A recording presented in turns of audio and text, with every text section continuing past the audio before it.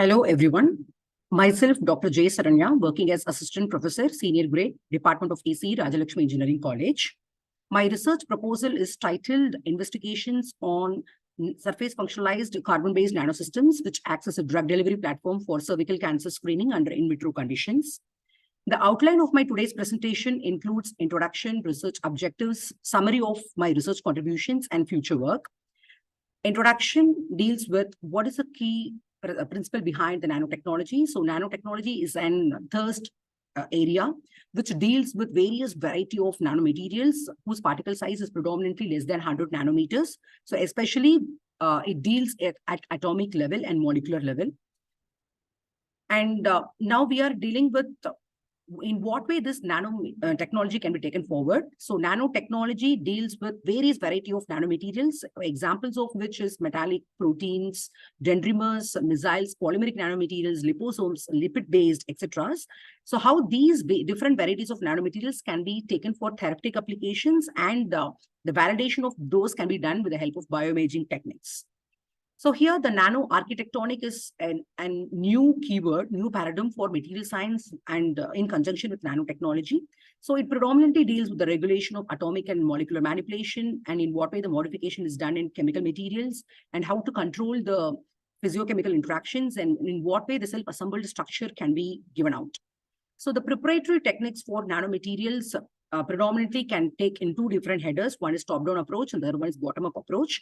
As far as top-down approach is concerned, we can go ahead with the usage of deployment of lithography and milling, whereas for bottom-up approach, we can go ahead with either gas phase or wet chemical phase.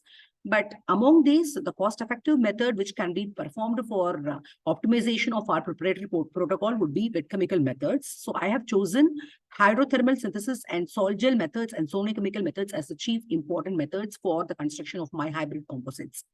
And after the preparation, we have to take it forward for several characterization techniques. And predominantly, I have taken up XRD for assessing the crystalline property of my material. And secondly, I have subjected that to FESM analysis for analyzing the surface morphology of the proposed hybrid nanocomposite. Third one, I have synergized that with an FTER study for analyzing what are all the functional groups and what are all the bondings, functional groups with appropriate bondings is available in that. And then I have subjected that to TEM analysis for the identification of particle size, whether it is derived in terms of nanometer or not. Then I have taken it forward for UV analysis for understanding the absorbance capacity of my proposed system. So the motivation behind my research proposals is cervical cancer is considered to be the third important common cancer among various women in the age group of 35 to 45 years. And it is the literature has revealed, the ICMR statistics has revealed that there was an estimate of 14,500 new cases within 4,500 deaths in the year 2021. So this occurrence of cervical cancer is mainly due to the predominant infections due to HPV 16 and 18. So the most conventional method which is deployed in India for screening the cervical cancer is conventional pap smear test, but there exists a very high false negativity of around 40%. So to overcome the negativity out of the screening test, right now in India, they are going ahead with the usage of liquid-based cytology for improving the sensitivity rate of pap screening, but it seems to be costlier. So as an alternate schema, now various research forums across the globe is focusing on assessing the toxicity levels of various nanomaterials, and in what way these nanomaterials can be taken as a drug delivery platform for the patients who are suffering from the cancer. So for the sake of reducing the cost and also to improve the sensitivity, the present scenario on toxicity analysis using nanomaterials is prevalent. But the challenges behind this study is that we have to narrow down what are all the different types of materials that can be taken for experimentation, because all these seems to be costlier for the validation's sake. So we have to choose the appropriate nanocomposites, and also we have to derive what is the appropriate ratio that can be combined together to give an hybrid nanocomposite. And also we have to think of what are all the confirmation studies that we have to do, and how to maintain the target cancer cell line alive throughout the experimentation, and how to derive the IC50 concentration, for which nearing 50% of the cancer cells were dead. So deriving this IC50 concentration through optimized protocol, it also seems to be very challenging. And also we have to think of different validation schemas, validation methodologies, or in other words, validation experimentations for confirming and giving the affirmation that the proposed nano platform, what we are constructing, is going to definitely act as a therapeutic platform. So the key research objectives in my end is I initiated with the construction of cerium oxide in conjunction with graphene oxide. And after deriving the efficacy of this platform, I just went for the second proposal, which is what happens when the carbon nanotube is actually introduced in the present developed platform, which is CO2/GO. So the efficacy seems to be improved in our part. And then later, because of the improved efficacy of this system in compared to the first system, I thought, like, why don't we add the anti-cancer drug, say cisplatin, over to it? And then finally, we ended with the CDO/CNT nanocomposites. So these different varieties of nanocomposites were actually constructed, and all these were synergized with both cervical cancer cell line, which is HeRA cell line, and also for the sake of understanding the biocompatibility rate of all these nanocomposites, I synergized all these with the normal cell lines also. And both qualitative and quantitative studies were performed to analyze the therapeutic behavior of these systems. So the proposed methodology, what I have used for all these nanoplatforms, first, synthesis of those nanocomposites with standard wet chemical methods. Then I went for the analysis characterization techniques, predominantly XRD, SEM, and FTAR. Then I underwent fabrication procedure to transform that into a nanosystem. Then evaluation of the biocompatibility, apoptotic behavior using various assays, and finally comparison. So these are all the broad storyboard behind in what we have constructed and how I have targeted for the end application. So now let us start with the first platform, which is CO2/GO hybrid nanocomposite, which has been constructed under ultrasonic assistance. So the reason behind the choice of cerium oxide is that cerium oxide nanoparticle itself is having a very excellent antioxidant property, and it definitely acts as a contrast agent for which is very helpful for validation studies. So henceforth, I deployed the cerium oxide nanoparticle based on the literature. And also the reason behind the choice of graphene oxide is that graphene oxide in recent trends, because of its superior anti-cancer property, biocompatibility property, and it is very, very flexible, highly flexible in surface modification. It is having a very high surface to volume ratio, and it is hugely deployed in tissue engineering, gene delivery, biosensing applications. And that is the reason behind the choice of GO in my first platform. And this particular slide depicts what are all the basic procedures that I have incorporated for the construction of CO2/GO hybrid nanocomposite under ultrasonic assistance. So after deriving this hybrid nanocomposite, I have taken it forward for XRD analysis, and the peaks at 111, 200, 220, all these peaks affirms the confirmation of CO2 nanoparticles. And this broad peak at 111 confirms the formation of CO2 nanoparticles jointly in conjunction with the graphene oxide. So after analyzing the crystalline properties, I went forward for FTR analysis, and the wave numbers presented over here, the transmittance peaks at these dedicated wave numbers affirms a functional group presence of both CO2 as well as graphene oxide nanoparticles. And this is the FESM analysis, which is underwent for the sake of understanding how my surface morphology is existing. So this D figure affirms that CO2 nanoparticles are seems to be like whiskers, and they are just topped up onto the surface of this GO in a non-agglomerated way. And after the confirmation of non-agglomerated development of hybrid nanocomposite, I have taken it forward for MTT assay. And this is the standard protocol that we have made use for assessing the cell viability. And this protocol is being given by T. Mossman in the year 1983 for understanding that the nanomaterial is having the anti-cancer property. And the percentage cell viability is actually estimated using the formula optical density of treated value cells divided by optical density of control cells. So here control cells refers to the reference, and the treated cells refers to the wells where we have deployed our nanocomposite at different concentrations. So the final outcome is presented by means of this bar graph. At the maximum concentration, say 1000 microgram per milliliter, we were able to find only 11% live cells at an incubation period of 72 hours. Rest of the cells were dead.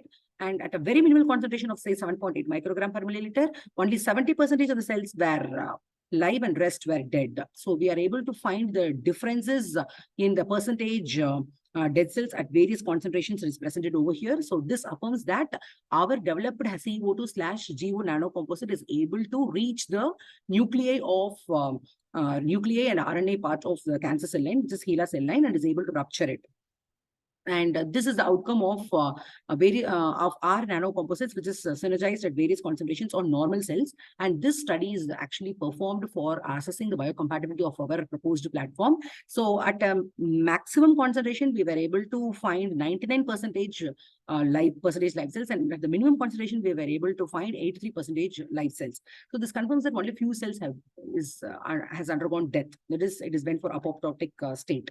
And this particular slide reveals the surface morphology of our CO2/GO in conjunction with HeLa cells. So the toxicity analysis at various concentrations, say 1000 microgram per milliliter, 125 and 31.2 is being assessed. At the intermediate and the lowest concentration, we were able to find more HeLa cell lines. But at the maximum concentration, the HeLa cell line availability is very less. So which affirms that our cells has been ruptured because of the interaction of our nanocomposite. And this is the comparison table. So for the present study that I have taken up with the HeLa cell line, the percentage dead cells which is attained is 88.56%. And various other reports have introduced only the cerium oxide. So in this case, cerium oxide alone has been interacted with lung cancer cell line, and they were able to attain only 15%. And as far as this is reported by Mittal and Pandey in the year 2014, as far as Nazaripour et al. 2021 is concerned, he synergized cerium oxide alone with the colon's cancer cell line, and he was able to get only 42% dead cells. So this is just a comparison table of what happens when nanoceria alone is targeted with a different cell line, and at the same time, what happens when doxorubicin anti-cancer drug is loaded to nanoceria. They had synergized that with a prostate cancer cell line, and they were able to get 63.32% dead cells. So this is the comparison chart of others with the present work. And so since our nanocomposite is working well, I've taken it forward for a dual stain study. And here our nanocomposite with the different concentrations are subject to the standard protocol, and which indulges acridine orange and ethidium bromide dyes. So here, this is the outcome of this dual stain test. This is the morphological examination. So at a maximum concentration of 1000 microgram per milliliter, only red dots is available, which is reddish fluorescence, which affirms that all the cells were dead. And this is the untreated HeLa cells where we have not synergized our sample with it. So it is only greenish fluorescence is there. And when 125 microgram per milliliter of our nanocomposite is being introduced, we were able to find greenish fluorescence, reddish fluorescence, and pale yellowish fluorescence. Pale yellowish fluorescence is an identification of the transformation stage from live cells towards dead cells. So it is in the process of apoptosis and necrosis is happening actually. Okay, so this surface morphological examination is further confirming our anti-cancer ability of the proposed hybrid system. And then after confirming with the dual stain study, we have taken it forward for yet another study, which is a flow cytometry study. So here the recording is done with the help of laser as a source. And here what happens is we have synergized 1000 microgram per milliliter. So the well is having 294,724 live cells. And at the very first stage, only 14,478 cells were alive, and rest of the things were killed. So this is affirmation that at the very first cycle itself, our sample is able to give a very good dead cells efficacy. And when 125 microgram per milliliter of hybrid is synergized with our well, which is having 491,748 live cells, at the very first phase, say R1 phase itself, 150,089 cells alone is live, and around 3 lakhs cells were dead. So R1 is superior. And similarly, when 31.2 microgram per milliliter of hybrid nanocomposite were synergized with a total of 276,557, only 93,794 cells were live, and rest of the cells were dead. So at various concentrations, say 1000 microgram per milliliter, 125 microgram per milliliter, and 31.2 microgram per milliliter. So we were able to attain maximum cell cycle arrest at R1. So this is the final note. And the very first stage itself, our nanocomposite is working well, and it is able to rupture majority of the cancer cell lines. So the summary part is we have synthesized using hydrothermal ultrasonic assisted wet chemical method. We have affirmed the physiochemical properties of our developed systems with XRD and FTER, and we have analyzed the surface morphology with FESM, and we have derived that nearing 50% of the cells were dead at 31.2 microgram per milliliter, and we have obtained the fluorescence emission with a pale yellowish emission, greenish emission, and reddish emission for the sake of examining examining the apoptotic behavior or necrotic behavior with the help of AO/ED dyes. And lastly, we have taken it forward for facts to analyze at what stage the maximum cells were arrested. And we were able to identify that it works well, sounds well at the very first stage itself. So this is the outcome summary of the present CO2/GO nanosystem with HeLa cell line. So the next, in the present slide, we were able to identify what is a comparison of anti-cancer property of the total developed nanosystems of myself for various concentrations. So we are able to find that when CO2/GO/CNT is combined with anti-cancer drug, it is able to render a maximum percentage dead cells with 1000 microgram per milliliter and 61.41 at 7.8 microgram per milliliter. And when the comparison is done with non-cancerous cells, the maximum recording is done at 1000 microgram, which is 87% for drug-free platform, and cisplatin-induced platform is having 72. And for the minimum concentration, it is 95 for drug-induced and 99 for drug-free platform. So the same sensitivity has been recorded for HeLa. So the final summary note is CO2/GO/CNT without anti-cancer drug, it is able to render 29.73, but upon the induction of cisplatin, it is able to give the maximum, which is 67.26. And when it is interacted with the normal cell line, cisplatin induced is able to give 89% live cells, whereas drug-free is able to give 97. So which means that CO2/GO/CNT is able to act as a very effective therapeutic platform, since the percentage live cells seems to be superior and it is not damaging the normal cells. So the conclusion part is various nanoplatforms say CO2/GO, CO2/cisplatin loaded GO with CNT, and CO2/CNT platforms were constructed and IC50 concentrations were derived. And we have optimized the protocol, and we have affirmed the anti-cancer property of all the platforms with the help of MTT assay, which is given out by Mossman, T. Mossman in the year 1983. And after identification of IC50 concentration, we have taken it forward for dual stain study to understand the morphological changes through fluorescence emission, and after which the same has been carried forwarded for a fact study for understanding at which cell cycle the maximum cells were arrested. And finally, we have taken it forward for the affirmation. And as a part of continuous research, this has to be taken forward for in vivo study and also for clinical practice. So all these results were actually performed at Session Biologicals Private Limited, and this is all the gallery images. And thank you.